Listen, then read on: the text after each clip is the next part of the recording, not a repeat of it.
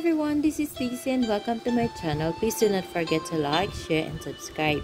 For today's video, pag-uusapan natin ang tungkol sa pag-stress ng succulents. When a succulent is well stressed, it has turned from green, blue-green, or blue-gray to shades of red, orange, yellow, rose, or purple. Stressing happens naturally, yet it is also an art form. So, paano ko ba ini-stress yung mga succulents ko? First, nilalagay ko sila sa rain or shine area na walang roof. And then, hindi ko sila dinidiligan. So, yung first na ipapakita ko is yung Echeveria Bloody Maria. Ang potting mix na ginamit ko dito is nabili ko from Desert Succulent, which is Andous Compost and Pumice Stone. So, wala siyang kasamang soil. As you can see in the video, yung petals nung Echeveria na to is starting to turn red, yung tips and then yung back part is starting to have a color of full red. Ito naman, Echeveria Bloody Maria, pero a different kind or a different kind of stress. So, nagsisimula pa lang siyang ma-stress. Nagsistart pa lang mag-pink yung back part ng petals and yung tips. Pero same yung location nila, nasa isang rock sila dito sa veranda area namin. So, rain or shine siya. So, as you can see, basa pa nga yung potting mix and yung succulent mismo is basa pa. The next one is Echeveria Pink Champagne. So, the Echeveria is starting to turn into pink. Pero mas naunang nag-pink yung outer part ng leaves. So, basa pa rin yung succulent.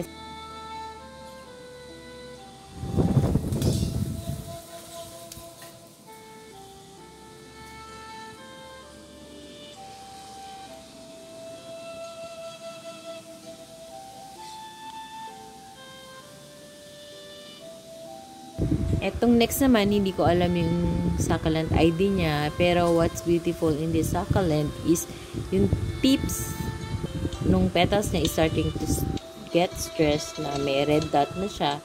Pero yung farina niya is not that perfect. It look like slawi na makapal yung farina. So, isa din yun sa mga struggle ko sa mga succulent ko. Ang ma-perfect ang farina kasi napakahirap i-perfect ng farina. Katulad na lang nitong Echeveria Silver Queen.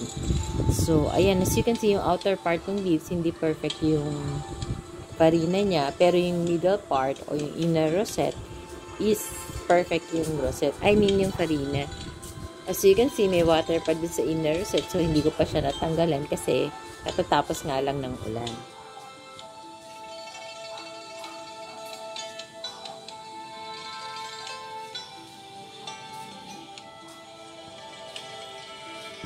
The next one is Echeveria Kisses. So, perfect brown and red in color etong Echeveria na to. So, hindi ko lang alam kung mas magiging dark pa siya during the cold season ng December. So, ang ganda niya, makinis yung leaves niya. So, this is one of my favorite succulent ngayon kasi maganda nga yung pag-stress color niya, brown to red in color. Yung potting mix is Andous Compost and Pumice Stone na nabili ko kay Desert Succulent.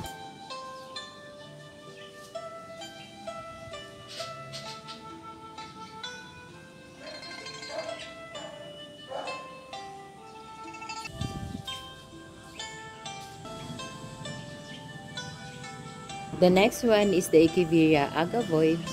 So, etong Agavoids, hindi ako masyadong familiar sa mga names niya kasi di ba may mga lipstick, ebony, ganun. So, ang alam ko lang, ang mga Agavoid is molded wax. Yung leaves niya is parang may wax. And then, as you can see, parang may tinik siya sa tips ng leaves. And then, red yung parang tinik. And then, yung leaves niya is starting to have a red-pink tips.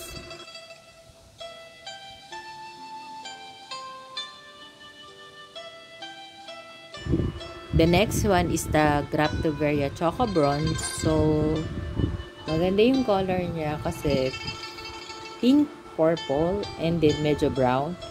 Parang pinagmix silang tatlo. And then, napaka-shiny nung leaves nito.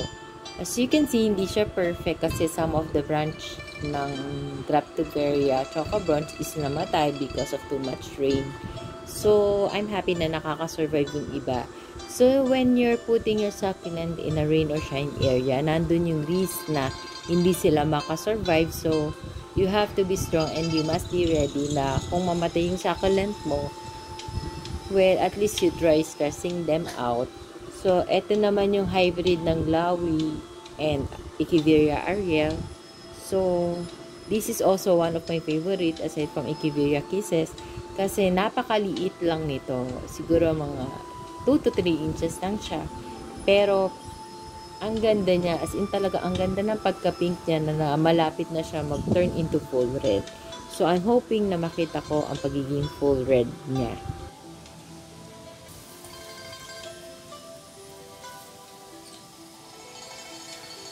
The next one is Echeveria Ice Green. So, maliit lang din siya. So, this time naman, yung mga susunod na ipapakita ko sa inyo, ang potting mix na nito is 50% lawn soil and 50% pumice stone. So, magkakaiba lang yan sa top dressing. This time sa ice green, ang ginamit ko is akadama soil, yung top dressing niya. As you can see, wet pa nga yung akadama soil kasi nga, tatapos lang ng ulan.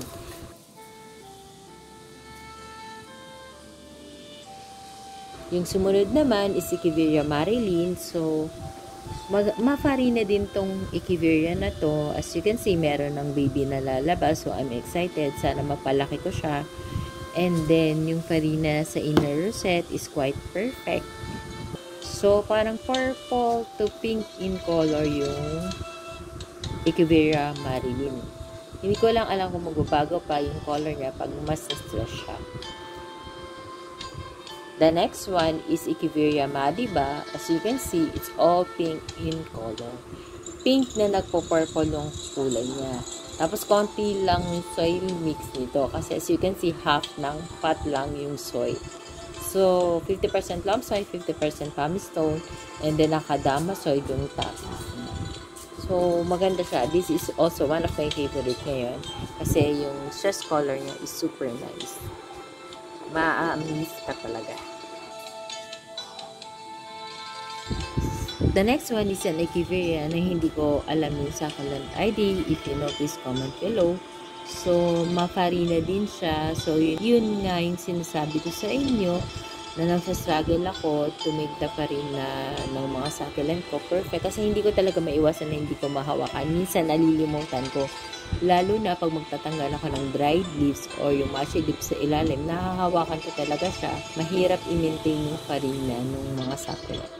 For me, in my experience. Ito naman, hindi ko alam yung succulent ID niya. Para siyang Marilyn yung color niya, purple pink, na may pagka bluish gray. Tapos, pero yung leaves niya is much thicker than Marilyn. Pero may patusok din sa dulo ng leaves niya. So, ito, medyo okay yung farina niya. Hindi siya maduming tignan. Kasi pag ang farina, di ba, natatanggal, parang ang dumis-dumis tignan.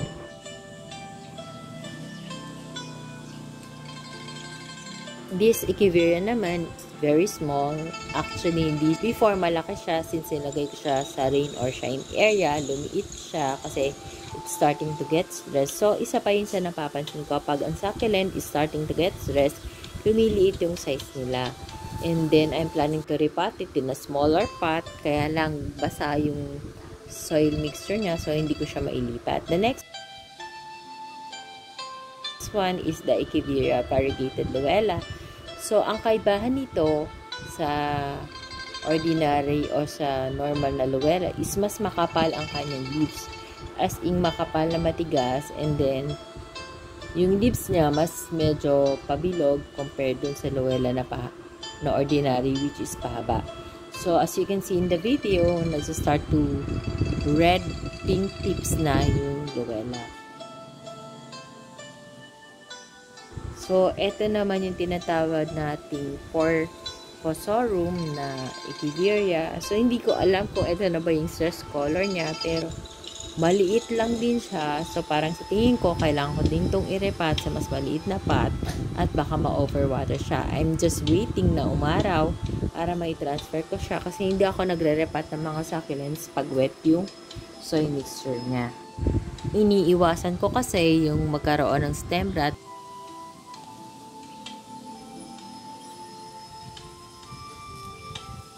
So, the next one is the Mrs. Richard na kamukha ni Purple Delight and ni Super Bomb.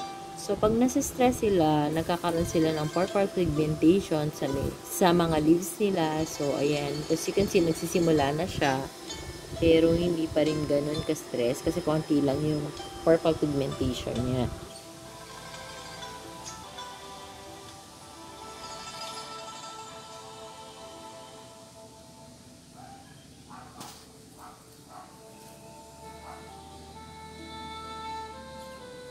The next one is medyo chubby in leaves, matigas yung leaves niya. Sa tingin ko, variegated to kasi parang may line na white, kaya lang hindi pa lumalabas yung tunay na variegation kasi nga kulang sa sunlight because of too much rain. Ulan kasi ng ulan. This week, araw-araw umuulan. So, bihira ang araw sa area namin dito sa May Cavite.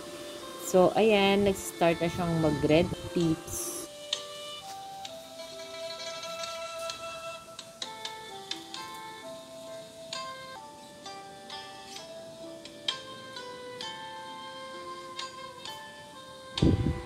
Ito naman, dati malaki, ngayon maliit na lang din siya kasi nga nag-start na siya maging stress. Hindi ko alam ang sakalan ID nito, pero ang cute niya in person kasi pink in color, tapos pabilog yung petals niya. Kung makikita nyo, yung outer petals is pahaba, pero yung inner one is parang pabilog siya. So, maganda siya pag na-stress.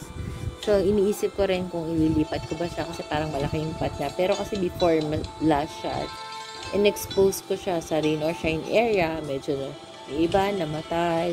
Ito naman, hindi ko alam kung purple haze to, pero I think so. Parang kahawig siya ni Ghost Plant. So, right now, it's purple in color.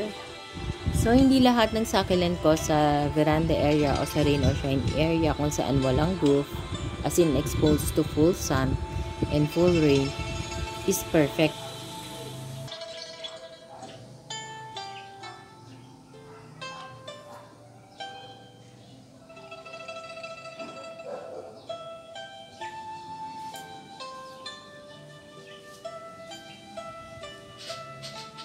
Katulad nga nitong succulent na to. So, as you can see, marami siyang dot red and black. Pero for me, they look so beautiful kahit hindi perfect na makinis ang kanilang leaf. Kasi yung color na lang nila na sa inner part is may bluish gray, sa outer part is red to pink. So, ang ganda din ng kinalabasan. So, nasa malaking pot siya. Wala akong planong i-repot siya kasi gusto ko siyang maging lush dyan sa pot. So, I'm taking the risk kung makakasurvive ba siya o hindi.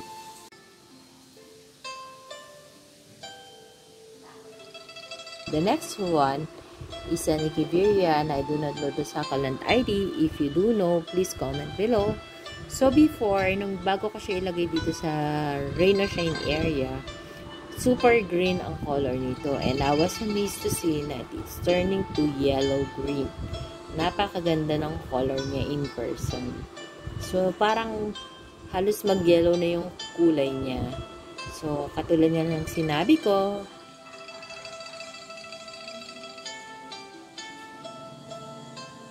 etong next succulent, hindi siya perfect. As you can see, na sunburn pa yung outer leaves niya.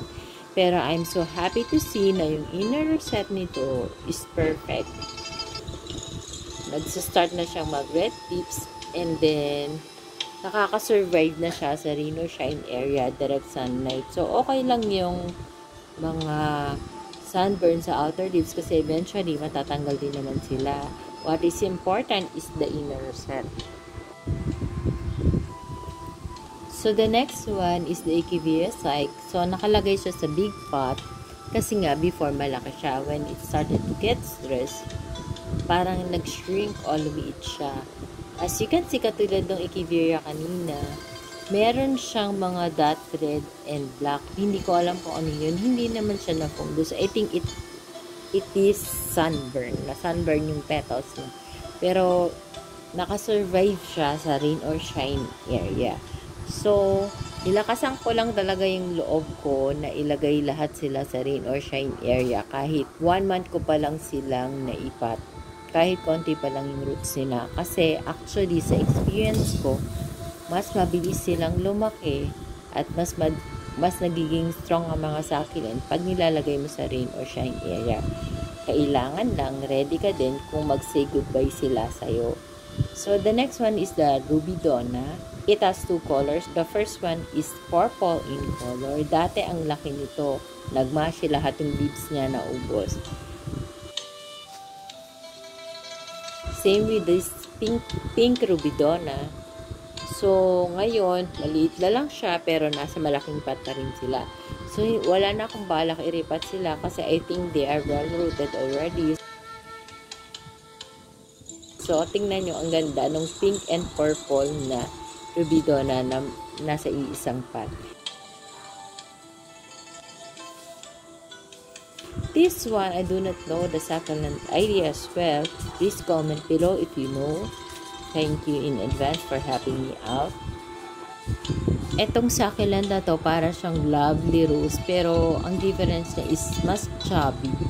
And mas pabilog yung petals nung succulent na to. At saka, ang ganda niya mas stress.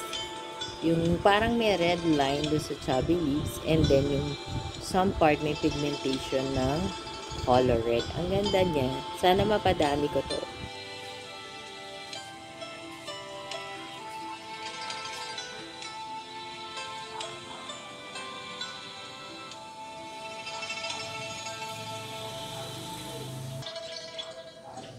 So, the next one is the Echeveria Suyon. So, before it was super green in color. So, now, nag-yellow green na rin yung petals niya. And then, yung tip is color red-pink. So, na-notice ko din na most of the succulent na nagsisimulang mas stress is nagsisimula sa pagiging pinkish and then eventually nagiging red yung mga tips. So, medyo lush na yung Echeveria Suyon. So, actually, pwede na siyang i-propagate, kunan ng cuttings. Pero ayoko, gusto ko siyang gawing black. So, maganda din yung Echeveria Suyon pagka nasa-stress pala. Kasi before, akala ko green lang siya.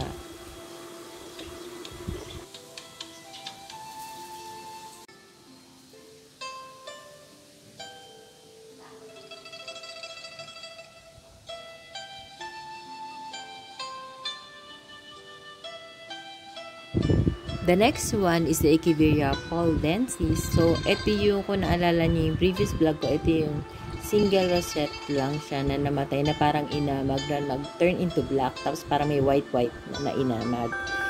Yung tips ng petals na to, kahit hindi siya stress, is red-black.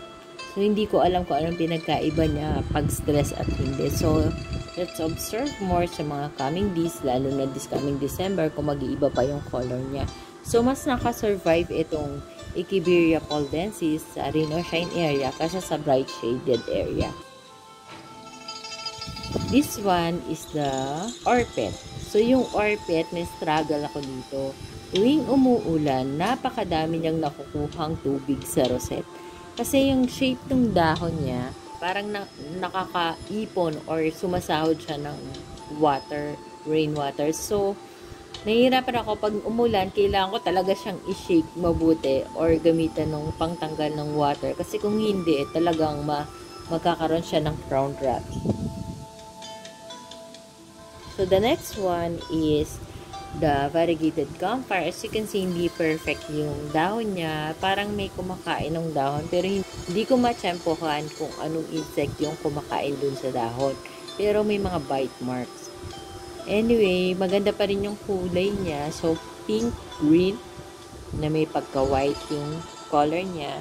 And then, I'm trying to propagate sa leaves. Tingnan ko. Pero alam ko, through cuttings kasi ang propagation nito. Pero I'm trying to make an experiment kung ma-propagate siya to leaves.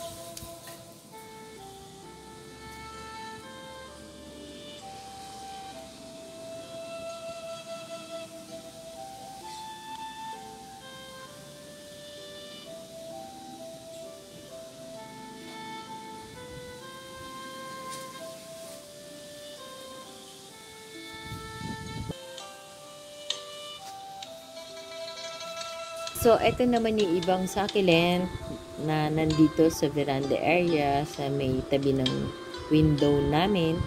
So, yung ibang succulent na stress is nandito sa arrangement. Katulad nito, ita sa thick leaves. Hindi ko alam ang succulent ID, pero ang kapal-kapal ng leaves niya na nag-turn into purple na. Yung katabi niya is a purple delight. Hindi pa nagpapakita ng stress color kasi wala pa siyang purple pigmentation. Tapos at the back, as you can see, makakakita ka ng mga alos na very dehydrated na. So, hindi ko sila dinidiligan kasi iniintay ko na mabasa sila ng ulan dyan sa pwesto niya. Meron ding Haworthia sa back part. So, medyo dehydrated na din siya. And then, meron din tayong pencil cactus. So, I'm planning to rearrange this succulent arrangement na nakalagay sa wooden pot na to. Kaya lang marami pa kasing nakapila na dapat kong ayusin dun sa may garage area. Kaya unahin ko muna siguro tapusin yung mga succulent arrangement to. So, eto naman yung katabi niya, yung wooden arrangement din siya. So, may mga Darly Sunshine, may Ellen, meron ditong banana. So, yung banana is very stressed in color. As you can see, wrinkled na yung lower lips niya.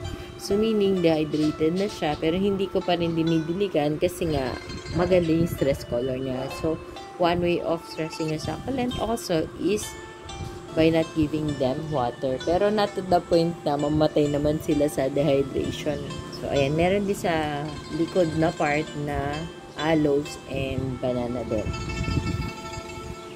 So, I'm planning to remake or rearrange this arrangement too soon. Makikita niyo yan sa mga vlogs ko in the future.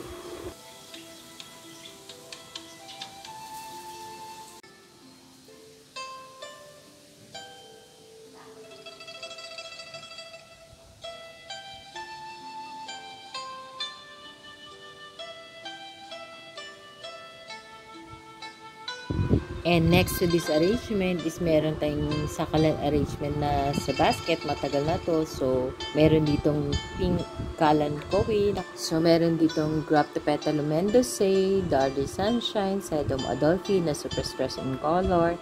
Meron din ditong Purple Delight. Kasi you can see yung basket very old na siya. Actually, old basket naman talaga yung ginamit ko. Nilagyan ko lang na varnish. So, since nasa rain or shine air, siya nag-tarnish na. So, that's all for today's video. I hope you like my sharing of my stressed succulent. Thank you for watching. Please do not forget to subscribe and share my video to your family, friends, and relatives. Bye for now.